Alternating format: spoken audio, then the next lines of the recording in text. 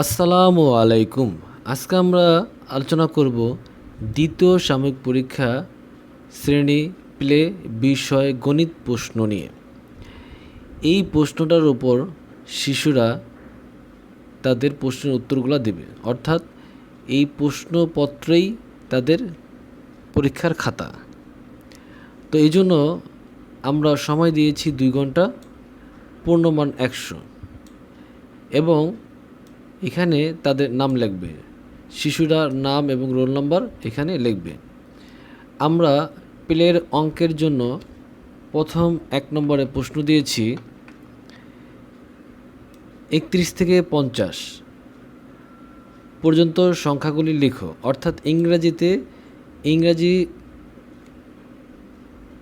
অক্ষরে 31 থেকে 50 পর্যন্ত লিখবে ইংরাজি সংখ্যায়। এরপর আমরা 2 নম্বরে দিয়েছি কথায় লেখো।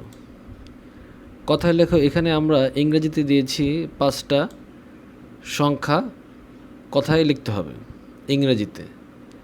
এরপরে আমরা দিয়েছি 3 নম্বরে 1 থেকে 39 বেজোড় সংখ্যা। এখানে যে বক্সগুলো আছে এই বক্সে এগুলো লিখতে হবে বেজোড় সংখ্যাগুলো।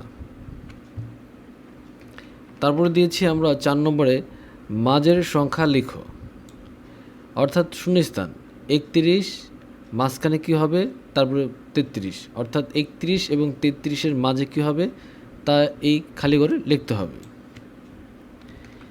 এরপরে আমরা দিয়েছি 5 নম্বরে এলোমেলো সাজিয়ে লেখো। আমরা এখানে কিছু এলোমেলো সংখ্যা দিয়েছি, এগুলা এই খালি ঘর বক্সটায় সাজিয়ে লিখতে হবে। আমরা 6 নম্বরে দিয়েছি খালিঘর পূরণ। এখানে কিছু ঘর দিয়ে দিয়েছি, আপনার প্রশ্নের পাশাপাশি ঘর করা আছে, এই ঘরে উত্তরটা লিখতে হবে। 7 নম্বরে দিয়েছি মৌখিক, 31 থেকে 40 পর্যন্ত সংখ্যাগুলি বলো।